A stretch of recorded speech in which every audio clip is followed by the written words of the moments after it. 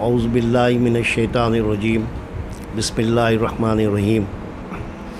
یا ایہا الذین آمنوا کتب علیکم الصیام کما کتب علی الذین من قبلکم لعلکم تتقون صدق اللہ العظیم۔ رمضان المبارک ایک ایسا مہینہ دوبارہ ہم پر سایہ فگن ہو گیا ہے، جس کی ایک ایک ساتھ، جس کا ایک ایک لمحہ خیر و برکت سے مزین ہے۔ رمضان لفظ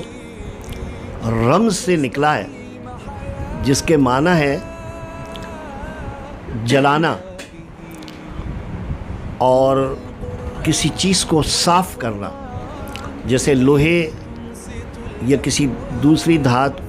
کو آگ میں تپا کر اس کے میل کو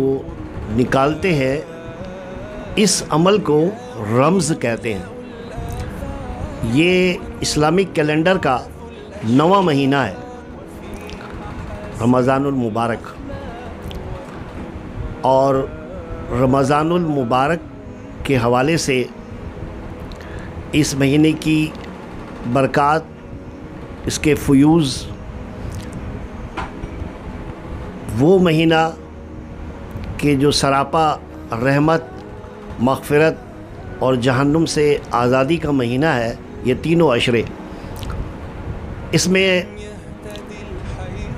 روزے رکھے جاتے ہیں۔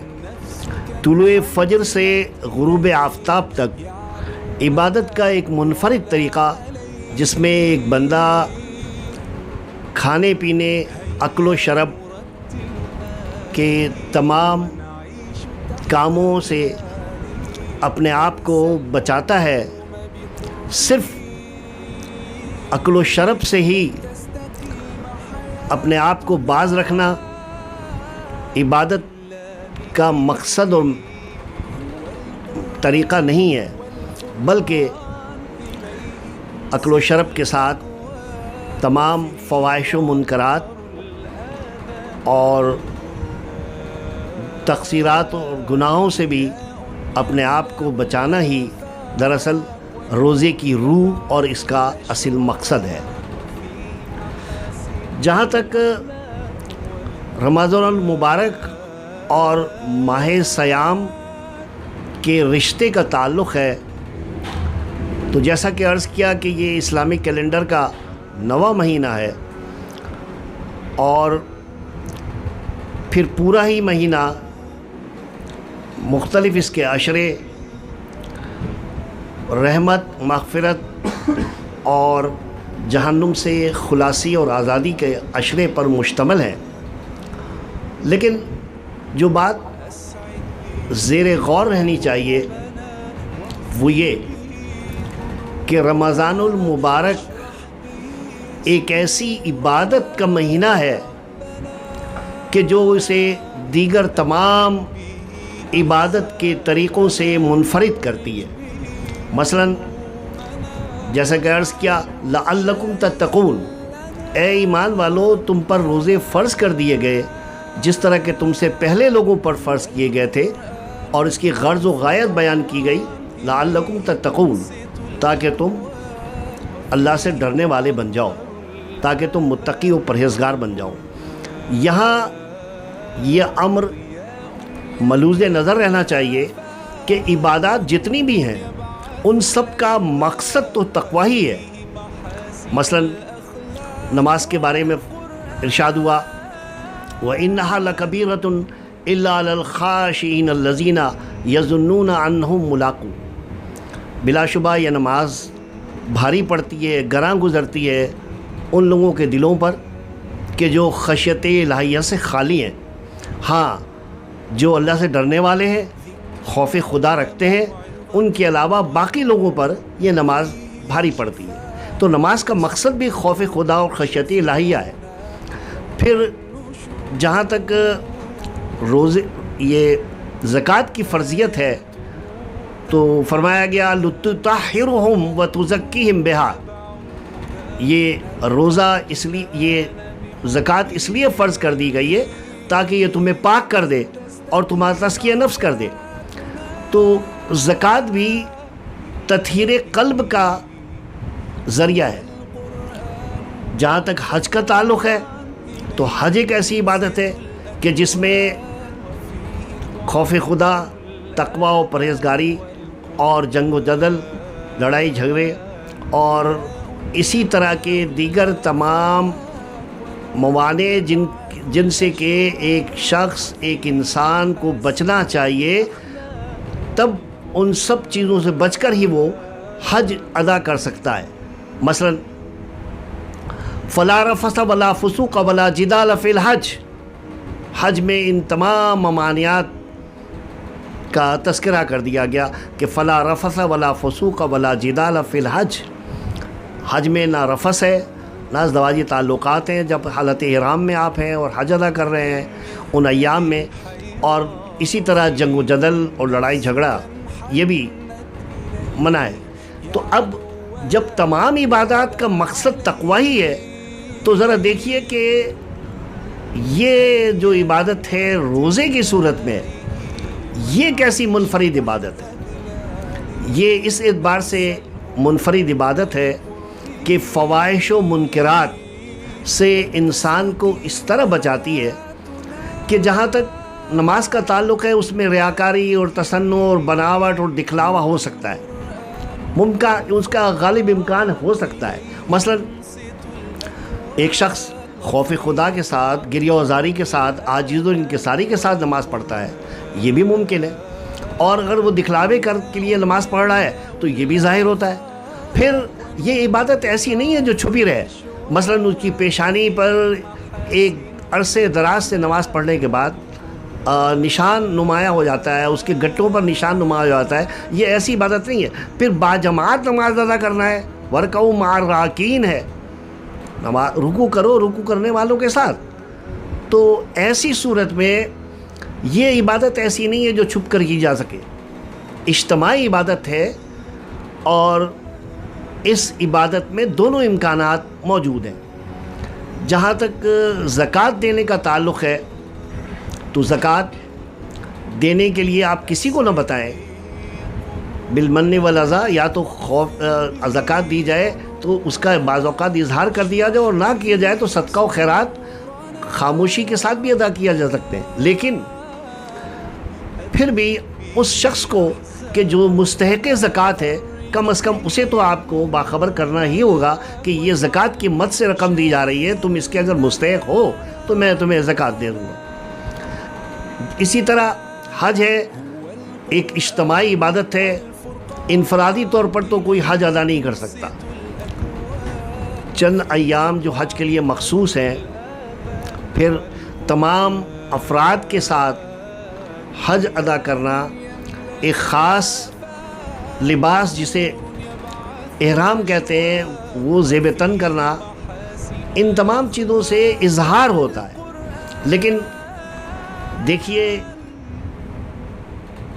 روزہ ایک ایسی عبادت ہے جس میں تصنع، بناوٹ، دکھلاوا نہیں ہے، انفرادی عبادت ہے۔ ایک حدیث جبرائیل ہے کہ نبی اکرم صلی اللہ علیہ وسلم نے فرمایا، اللہ تعالیٰ فرماتا ہے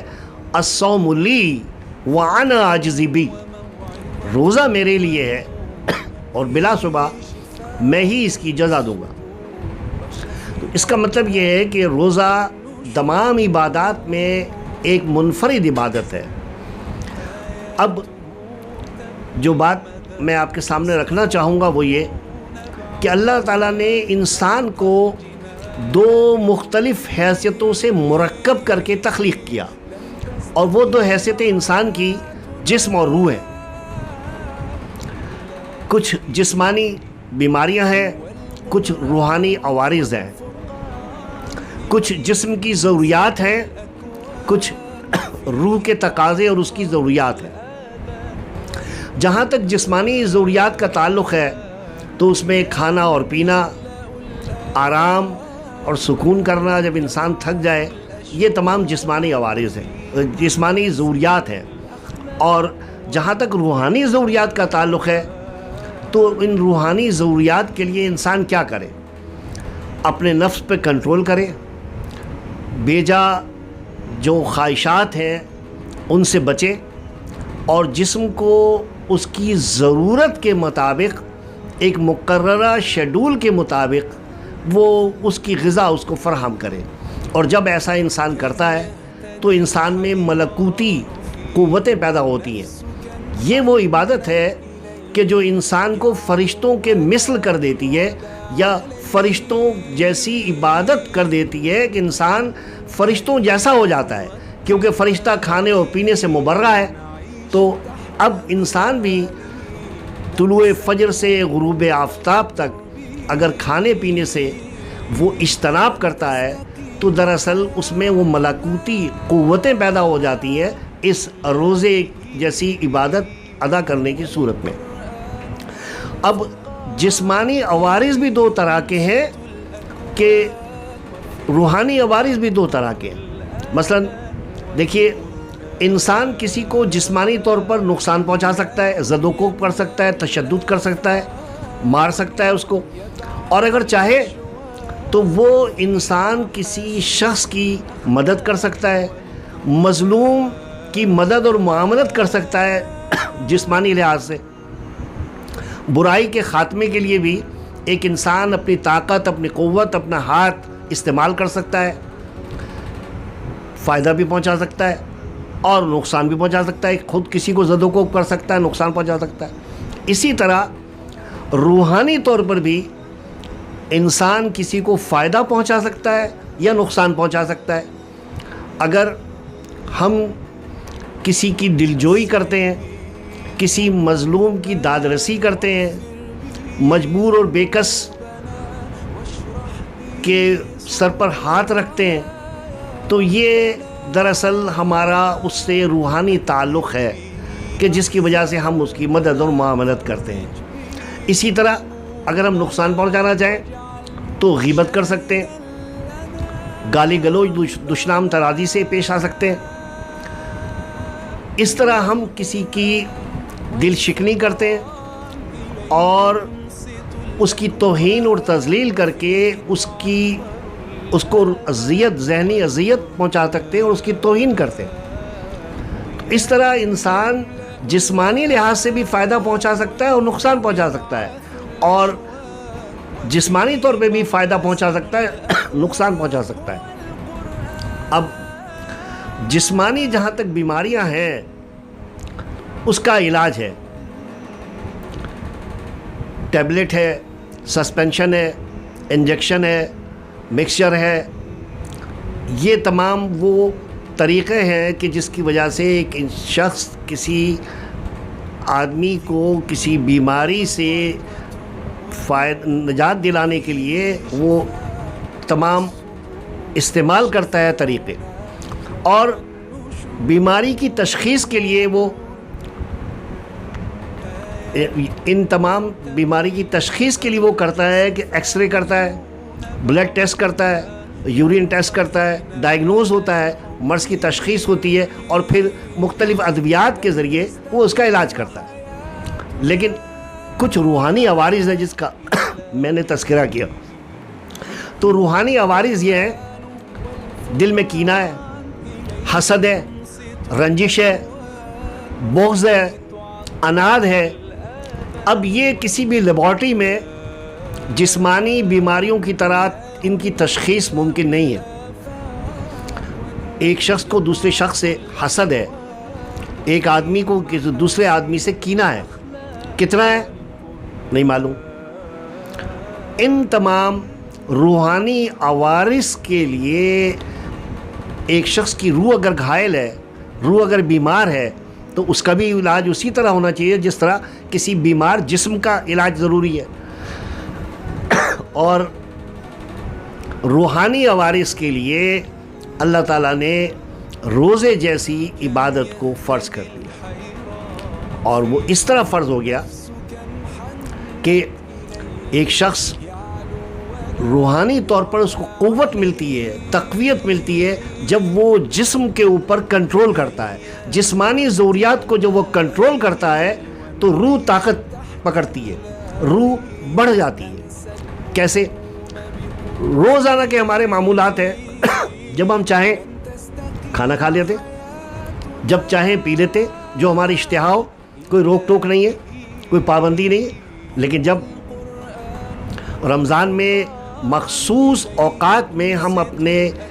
جسم پر کنٹرول کرتے ہیں، اگر جسم کی اشتہا ہے اور ہم کنٹرول کرتے ہیں، رات کو آخری پہر اپنی طبیعت اور نفس کے خلاف ہم سحر کرتے ہیں، کھانے کا دل نہیں چاہتا، عموماً کھاتے ہیں، یہ نفس کو سزا دیتے ہیں، نفس کو کنٹرول کرتے ہیں کہ تم خواہش کے مطابق تمہیں غذا نہیں ملے گی، اللہ کی رضا اور حکم کے مطابق غذا ملے گی۔ اسی طرح عام طور پہ ہم دیکھتے ہیں کہ لوگ جو ہے وہ جب اپنے معمولات کے مطابق زندگی گزارتے ہیں تو روح ان کی اتنی گھائل ہو جاتی ہے، اتنی کمزور ہو جاتی ہے کہ جب کوئی جسمانی اسے کوئی تکلیف نہیں ہوتی، کوئی پرابلم نہیں ہوتا، کوئی مشکل نہیں ہوتی، تو وہ نماز نہیں ادا کرتا،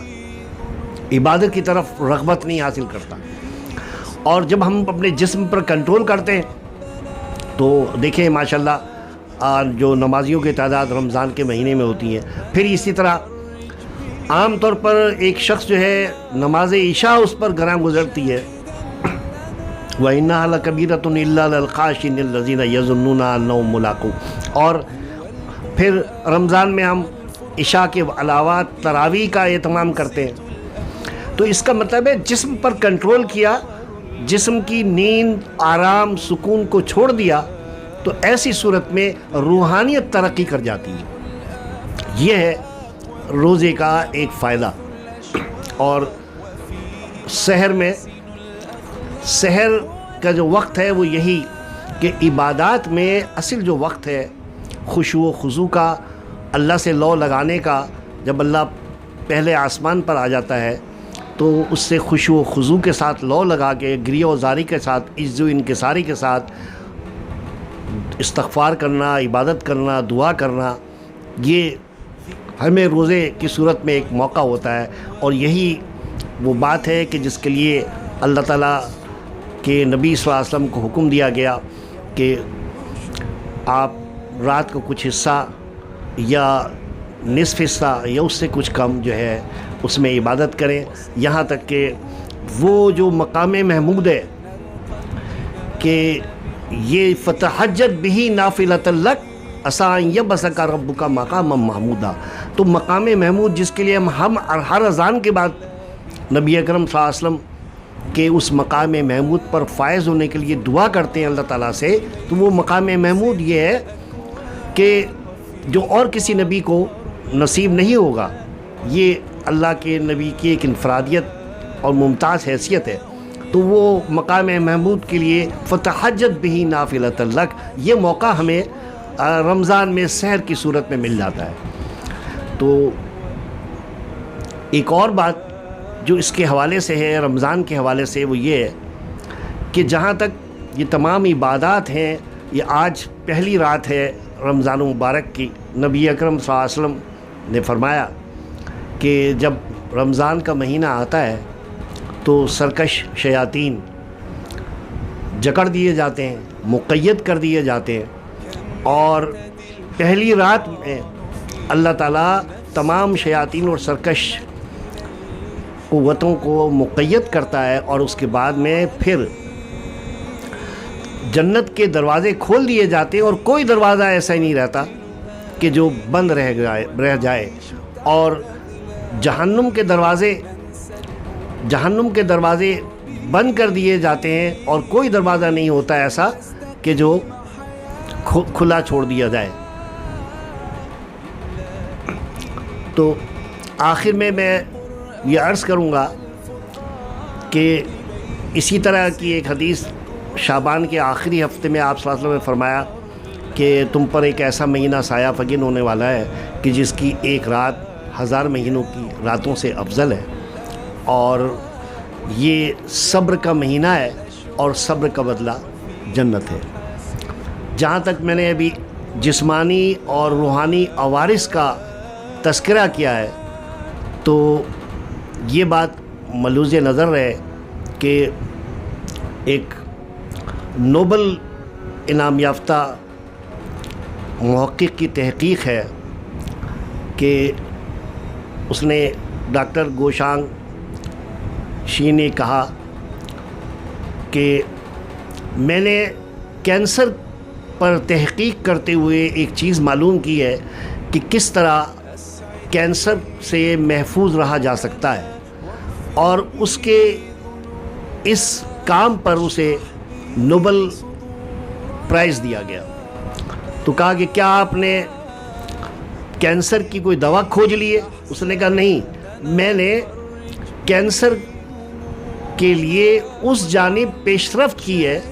کہ کس طرح کینسر سے محفوظ رہا جا سکتا ہے۔ جب اس سے مزید تفصیل معلوم کی گئی اسے، تو اس نے کہا کہ انسان جب بھوکا رہتا ہے تو اس کے جسم میں نیوٹرینٹ ختم ہو جاتے ہیں، اور جب نیوٹرینٹ ختم ہو جاتے ہیں تو جسم میں جو فاسد مادے ہیں وہ غذا کے لیے، اس کو جب نیوٹرینٹ ختم ہو جاتے ہیں تو اس کو غذا کے لیے کچھ نہ کچھ چاہیے ہوتا ہے، کس طرح وہ اپنے جسم و جان کے رشتے کو برقرار رکھے۔ تو ایسی صورت میں جسم کے جو فاسد مادے ہیں، جسم ان کو کھانا شروع کر دیتا ہے، اور جب جسم کے ان فاسد مادوں کو کھاتا ہے تو ایسی صورت میں سال بھر میں جتنے بھی جسم کے فاسد مادے ہیں وہ ان کو کھانے کے بعد یہی جو ہے وجہ بنتے ہیں کینسر کی، اور جسم ایک دفعہ پھر طاہر، طیب، پاک اور مصفہ ہو جاتا ہے۔ تو کہا کہ اچھا یہ بتائیں کہ یہ جسم میں کتنے فاسد مادے ہوتے ہیں کہ جس کے لیے ہمیں بھوکا رہنا چاہیے؟ تو بڑی دلچسپ بات ہے کہ اس نے کہا 20 سے 25 دن سال میں ایک آدمی اگر بھوکا رہتا ہے تو اس کے جسم کے تمام نیوٹرینٹس ختم ہوتے ہیں، اور وہ فاسد مادے 10-12 گھنٹے تک، اگر وہ 20 سے 25 دن تک بھوکا رہے گا تو جسم کے نیوٹرینٹ ختم ہو جائیں گے، جو کھا کے وہ غذا حاصل کر رہا ہے وہ آپ نے روک دیا اس کی سپلائی کو 10-12 گھنٹے تک، مسلسل 25 دنوں تک۔ تو ایسی صورت میں اس میں وہ تمام فاسد مادے ختم ہو جائیں گے۔ تب یہ بات اس جانب اشارہ کرتی ہے کہ اسلام میں اگر سال میں 25 نہیں تو 30 دن یا 29 دن اگر روزے کی فرضیت ہے تو اس طرح یہ کینسر سے بچنے کا ایک طریقہ ہے۔ تو یہ بہرحال روزے کی جو حکمت ہے کہ قرآن اور دین فطرت اس جانب جو ہے وہ نشاندہی کرتا ہے کہ روزے کی فرضیت جو ہے وہ صرف مسلمان کی حیثیت سے نہیں بلکہ انسان کو بھی جسمانی اور روحانی عوارض سے بچنے کے لیے، اور اس کے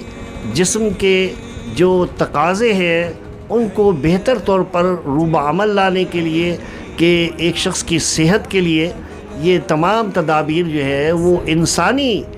فائدے یا اس کے لیے ضروری ہے جائے کہ ایک مسلمان کی حیثیت سے۔ تو آج کی ریسرچ جو ہے وہ اسلام کی حقانیت اور دین فطرت ہونے کے اوپر دلالت کرتی ہے۔ وآخر دعوانا ان الحمدللہ رب العالمین۔